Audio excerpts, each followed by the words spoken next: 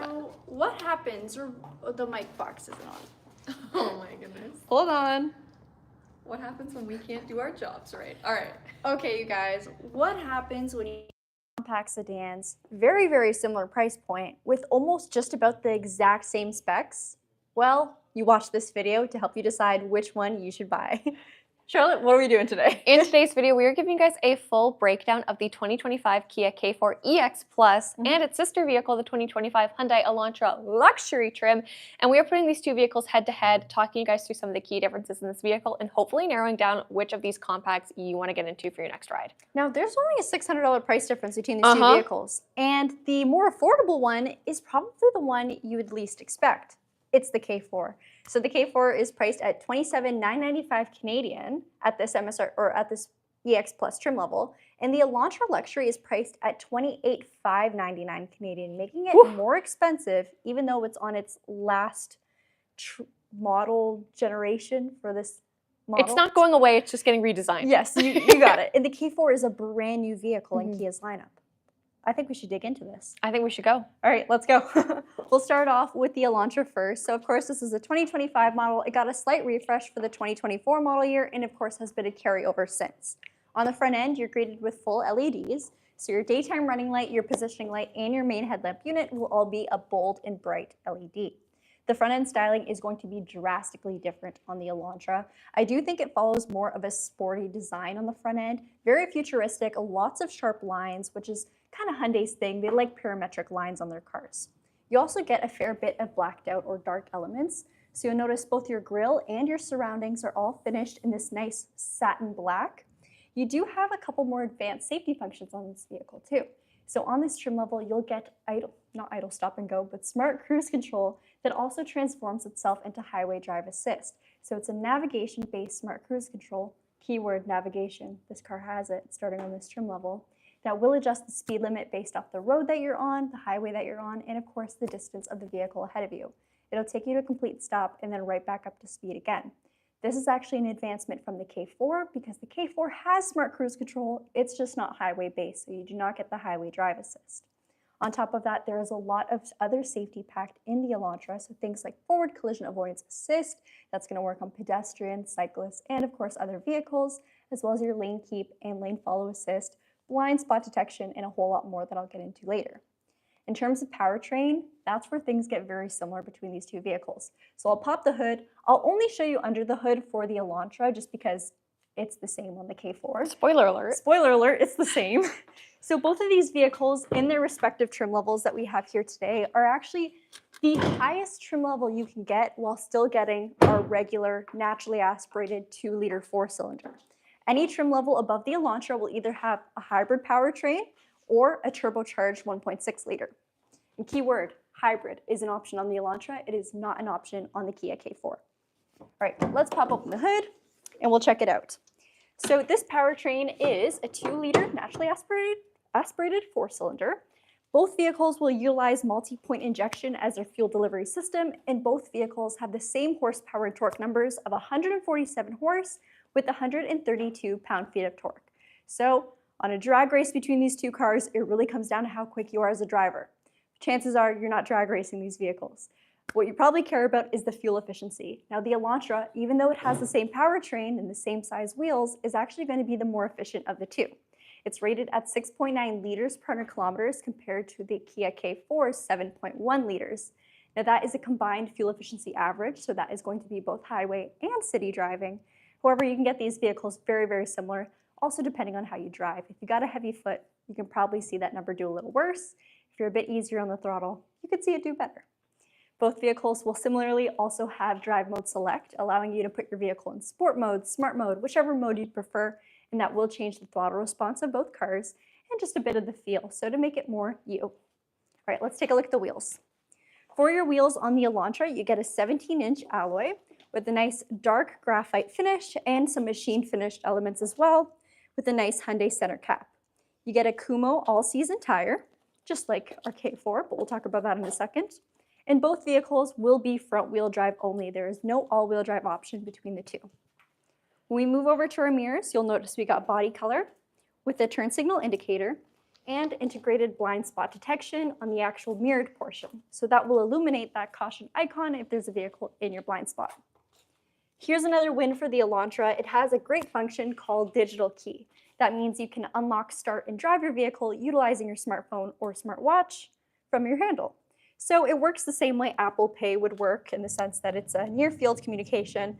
You'll bring your device to the handle, it'll unlock it for you, drop your phone in the wireless charger, starts the car for you.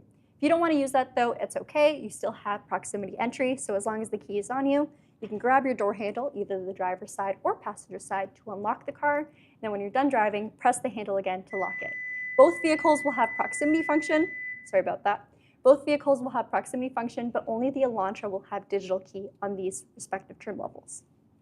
The body lines of this car, again, you're gonna see the sharp lines on the doors. So they kind of cross into each other right by the driver or passenger door handle. A little bit of black accents along your pillars. It's just gonna be solid black, no gloss. And then we have a regular style rear door handle. That gets different when we hop over to the K4. Coming along to the back, got a nice sedan style hatch, not necessarily the fastback style that we see on the K4, but it's pretty sporty. You got a lot of sharp lines again and LED taillights. I will hit the brakes to show you guys and get the lighting system back on.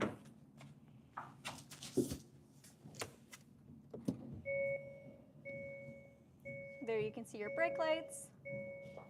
And while we're at it, I'll turn on the hazards too, so you can see your indicator lights. Right. While we're on the topic of the back end, it's of course only fitting to show you the actual trunk space. Now, although these vehicles have the exact same wheelbase, the exact same length, you do lose a little bit of space in the trunk on the Elantra. Now, it's very, very marginal. This one has about 402 liters of cargo capacity, where the K4 will have 413. Back here, it's going to be dark, so it's a little bit hard to see, but you can see for a sedan, there's a lot of depth and a lot of space over here. Very much rivals larger, more intermediate-sized sedans in the compact segment. So, score.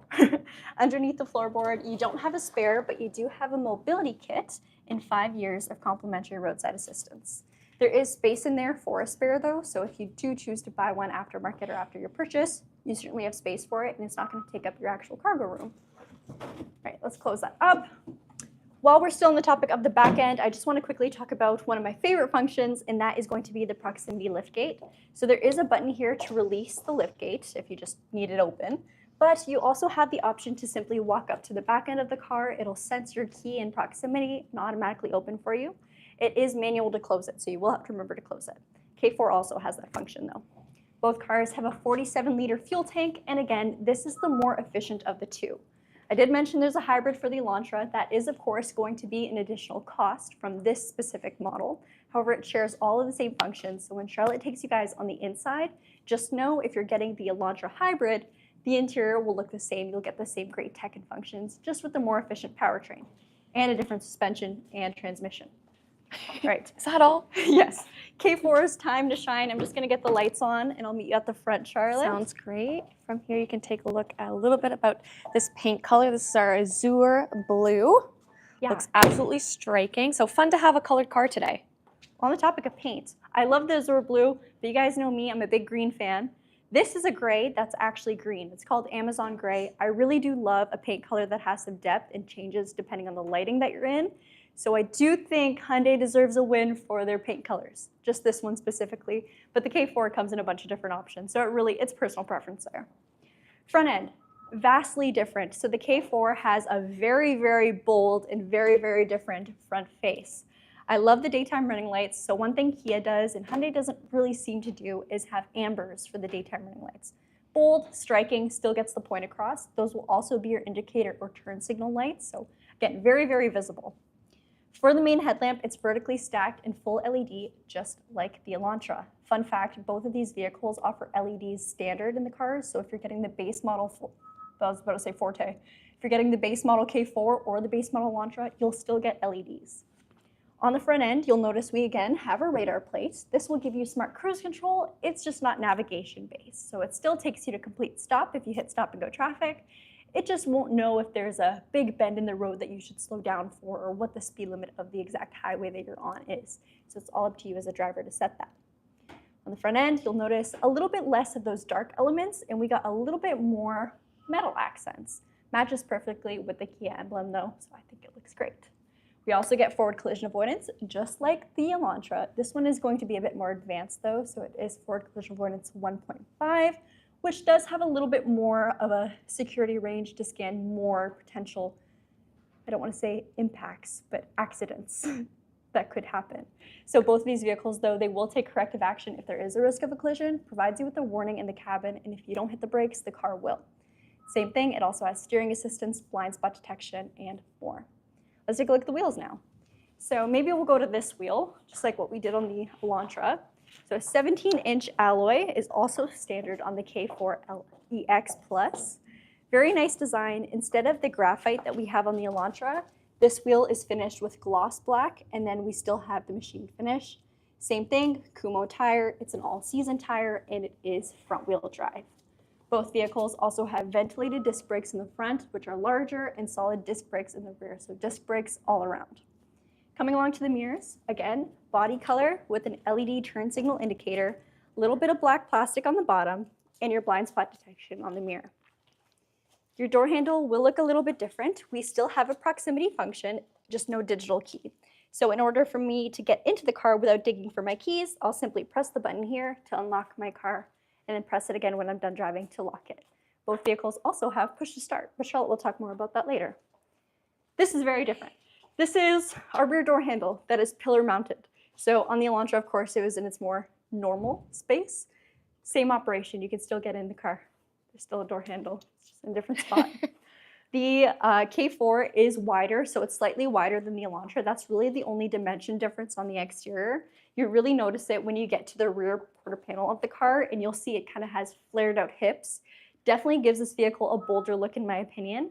Just like I said, the Elantra certainly looks a bit more sporty, but the K4 looks more muscular. It's a bit more, has more road presence in my opinion. But again, when it comes to the aesthetics of the car, it's so opinion-based, so you can have a completely different opinion than me. The back end definitely has a little bit more of a sloped fastback style. It has the illusion of a shorter trunk, but we do get more cargo space in the K4. There's also a button for your trunk release here, just like the Elantra, and you still get that proximity function. Back here, you'll notice we have a compact spare tire with a good amount of space surrounding it if you need washer fluid, emergency kits, blankets, that kind of thing. And because it's so dark, it is so hard to tell, but again, 413 liters of cargo space back here. Both vehicles will have latches to knock down your rear seats as well, so if you have nobody sitting back there, you'll definitely appreciate that. All right, so quick summary, and maybe this is a good point for you guys to let us know which one you're preferring just based off the exterior. Quick fire. The K4 is going to be a little bit wider. Everything else is the same though, same wheelbase, same length. They also both have the same ground clearance or minimum ground clearance of 135 millimeters. They've got the same fuel tank, but the K4, the Elantra, is a little bit more efficient. Same wheel size. They both have full LEDs. They both have smart cruise control. What are you guys thinking? What are you leaning towards now before we hop on the inside? We'll give you guys time to answer, don't worry. We'll give you 2 seconds. 1, 2. Charlotte, take over the inside. You're like, I'm done. Okay, so I think we're gonna start off on the Elantra, the same thing as what Gabby did. And because this is a comparison video, instead of doing the typical telling you guys the function and the feature of every single button on this vehicle, I'm gonna try to keep it a little bit more streamlined to what the key differences are. And a lot of that is gonna be design, layout, and then there are gonna be a couple feature differences too. I'll have Gabby just give a quick pan of the Elantra if you don't mind, just to show what it's all about on the interior there. And you'll also see something that we don't have the option for the K4, and that is a different colored interior. So not only can you get a black, but you can also get this really nice light gray leatherette if you love a lighter interior like me, or if sometimes you just get sick of a black interior too. All right, let's take a look at the driver's side door because this is actually where our feature differences are going to start. Design-wise, we have a mix of cloth, we have a mix of that gray interior color, which I really like, but we're also gonna see the inclusion of 2 extra speakers. So starting on the luxury trim, you have the Bose premium sound system with 8 speakers and an external amplifier, as opposed to the regular in-house sound system we have on the K4.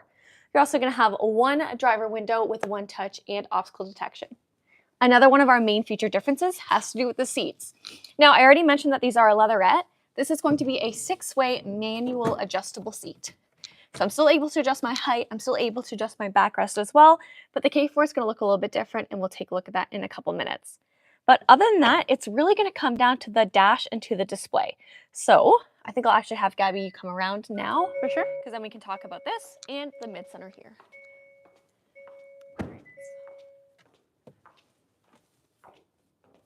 It is worth noting this comparison is going to get a lot harder when the Elantra gets redesigned.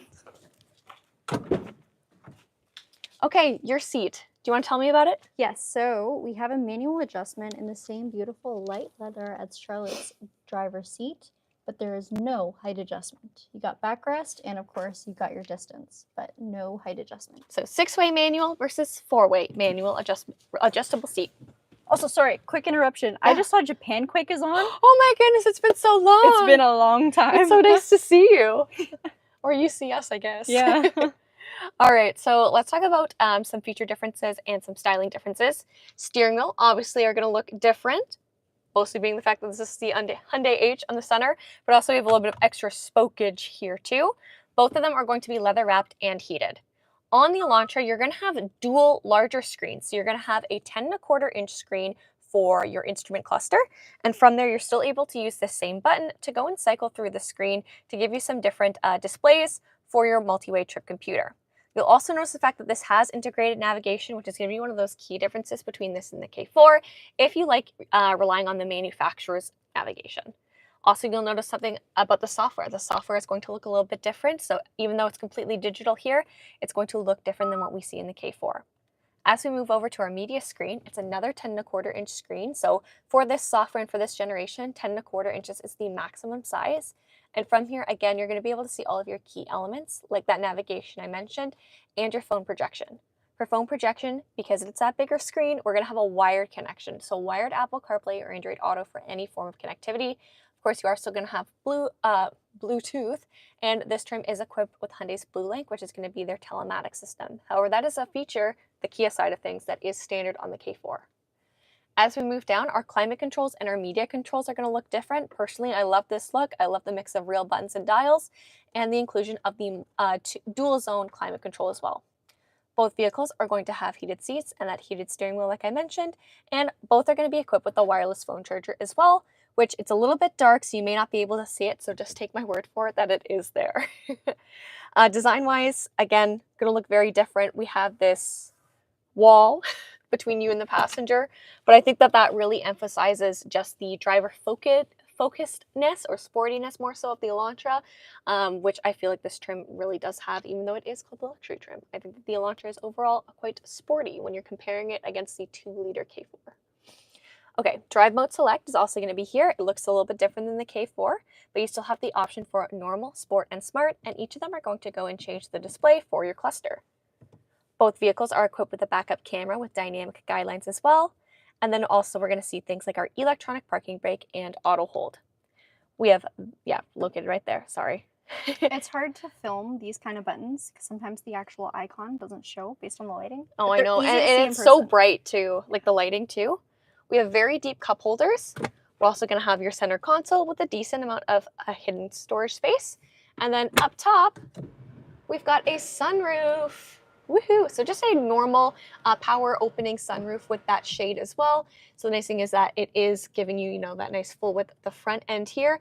And the nice thing too is that the K4 and the Elantra actually have identical front headroom. Very cool to see. And they're also going to have identical legroom as well. So if size is your main, if you're the driver and size is your main concern, both vehicles are going to accommodate you in the same way. It's just going to come down to which one do you find is more comfortable. Let's take a look at the back seat of the Elantra, then we'll go and hop into the K4. Because back here as well, you'll be able to get a good view, hopefully, of the dash and see the ambient lighting that this vehicle is equipped with, which is one feature that we don't have on the K4EX. So I'm not sure if you can see it stretching all the way across the dash. I can see it in person. It might be harder for the camera, but just underneath all of the venting, we have a stream of blue lighting, so ambient lighting is equipped. Both vehicles, of course, are going to be a 5-seater. I like how back here we still have the same synthetic leatherette. It mimics what we see on the front, and I also like the variation with the gray fabric, just in color and also in terms of texture. We have one pocket. We have dual USB-Cs in the center as well. And one thing that is missing that I would love to see in the future is rear ventilation. However, in the center, we also have a drop-down armrest and cup holders, which does, again, start on the luxury trim. Let's go and take a look at the K4.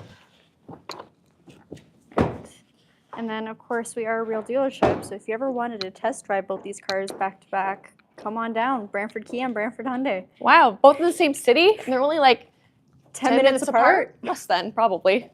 All right, so let's hop into the K4. Again, I'll have Gabby give a pan that way you guys can see the differences and get a good view of what this vehicle, or get a good feel of what this vehicle is going to look like. And then we'll go and start by talking about some of the differences on the driver's side door. Okay, so driver's side door, although things don't look too different, you'll notice the absence of a tweeter speaker up top, so just a 6-speaker system. But also on our door, there's something a little bit funky. Your climate or your comfort controls for your seats and for your steering wheel are going to be door mounted for the driver and for the passenger seat. And we have not one but 2 obstacle detecting and 1 touch window, so driver and passenger. Feature also on the K4, we've got our manual driver's seat as well, height adjustable, but the thing is too, our passenger seat is actually going to match it. So we're going to have that height adjustment on the passenger seat, which we don't see on the Elantra. So if you frequently have a passenger who wants a height adjustable seat, I know that's really niche, this might be the vehicle for you. On this side, things are still going to look pretty similar, your brightness adjuster, but the location of your electronic parking brake has changed. Your steering wheel is one thing that's also going to look a little bit different. So this is more of a flat on the top, flat on the bottom style design, and a portion of that is because of the screen and to better be able to see your speedometer and your tachometer. And as you take a look through that center screen, you'll notice that we actually have the smaller portion, so a 4.2-inch screen instead of that nice 10.25 that we see on the Elantra. And the controls for your driving and media controls are going to be flipped. So see driving controls on this side, media controls on this side, off-centered Kia logo, and your drive mode select is also accessible through your steering wheel. You also lose a drive mode, so you only have the option for normal and sport as opposed to normal, sport, and smart mode. All right, that's really going to be it for right here. Do you want to come around to the side? And again, we'll talk about some of the differences in the middle in terms of technology. Comparison videos are always a little bit longer, so do not be alarmed that this is a long video. We're just going over everything you need to know. Obviously, and there's a lot that you need to know. But if you are curious about either of these vehicles, we've done a full breakdown of both vehicles, which is already linked down below in the description. So if you want to know what every single button does, go and check those out for both of those vehicles. Ooh, sorry. Okay, so right off the bat, you can tell that this is a little bit more driver and passenger friendly. We lose that curvature that we see for the display on the Elantra, and you'll notice that we're greeted by this 12.3-inch multimedia display, which looks fantastic and also operates with a different form of software. With that form of software is you are introduced to the wireless Apple CarPlay and Android Auto, so completely wireless for this, and you're still going to have that wireless phone charger that we saw on the Elantra 2. Moving down, a mix of buttons and 1 roller dial for your media controls, and then also for your climate controls down here, which do provide a little bit of haptic feedback, however, we don't see that dual zone climate that the Elantra definitely wins on. Down below, dual options for USB-Cs, a 12-volt, your wireless phone charger, and both vehicles are going to be push to start. We still have auto hold and our rear view camera, so there it is. But your cup holders are going to look a little bit different. They are still relatively deep, but they are adjustable too. And here's what your center console looks like. Up top, we actually have a wide style, so a little bit bigger sunroof on the K4 than we do in the Elantra, which again, fully powered, it looks really good. And with great sunroof, I will say, comes minimal rear headroom. So headroom in the front is the same.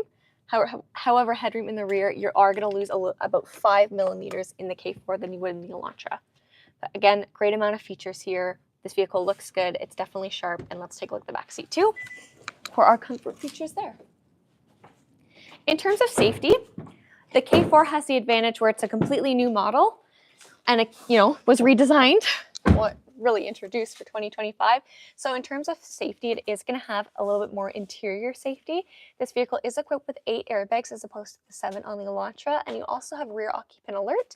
So if you do open up the rear door while the vehicle is locked, put it in drive, and again, get out of the vehicle, lock it, it's going to give you an alert on your dash letting you know to check the back seat before you get out, which is a nice feature to have for peace of mind. However, both vehicles are still going to be equipped with things like safe exit warning and all of that good standard stuff that we typically see on the interior.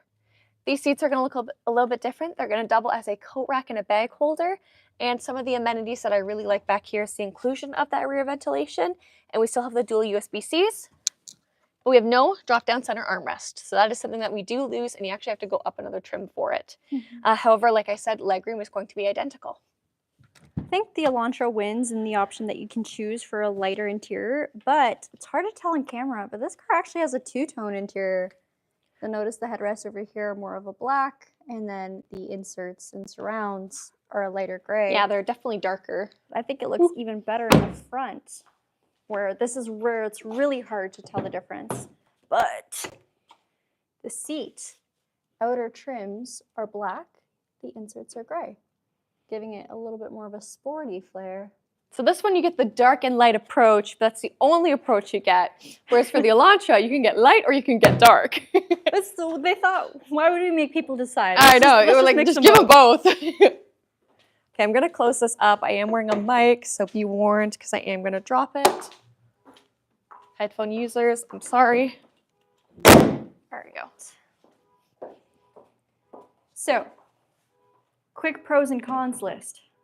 Pros for the K4. It's more affordable, $600 less. It is a little bit more spacious, A little bit more spacious. a little bit longer, if that's something you care about, or a little bit wider, sorry, not longer. More modern, I'd say. It's got some tech that obviously the Elantra does not yet have. Over-the-air software updates are great. The wireless CarPlay standard and the larger display being standard is also really great. But what are some wins for the Elantra, Shar? I think that the Elantra definitely does. I think that it's very driver focused. I think that it has great design presence. It's a very comfortable cabin, and again, very driver focused with the curve of the screen and also with the pillar really angling everything towards the driver. There's someone is like beeping a car, and I don't know if you guys can hear that, but it is there, which is fun. Again, I love the fact that you can mix and match the interior. It's got ambient lighting. Also, the fact that you do have the available hybrid powertrain for this trim is really fantastic. Yes. But of course, at an extra cost. That would be even more expensive than the K4. You have premium sound system too. So if you really enjoy having that, listening to your music or to your audio, having that with ambient lighting, fantastic. More speakers as well. Another Elantra win. This is just my personal opinion. This paint color. I think it's great. Oh, we got morning haze though, and that can lean either way, but it is a little bit more green. That's really annoying. Who's who's looking for this car? Ryan said I would go with the Elantra N. That was not one of the options. But thank you. But okay. All right, should we end off today's live stream? I'll just give a quick shout out to Paul Williams. He actually sent us a super chat today, which was incredibly generous of him. So thank you so much for Paul for doing that, and we appreciate all of your guys' support. Thank you, Japan Quake. It was really good to see you again. Thank you, MG. We love seeing you. You're always here. Christian, thank you too. DTUK. Yes. Joseph, my bestie. Yes. Zoran. Dare we say his name? Yep. Or he appears actually here. DTU. Did you say DTUK? Yep. Eduardo's on though. Steven too. Oh my goodness. All of our friends are here today. Yeah. It's fantastic. The whole gang back together. Okay. Goodbye, you guys. Thank you for watching. And if you're watching in the future, please maybe leave a like. It's free to do so. And definitely hit the subscribe button for more Kia and Hyundai content. We'll see you guys tomorrow at 2 p.m. Eastern Standard Time. Just like what we do every single weekday at 2 p.m. Yeah. Okay, see ya. Bye.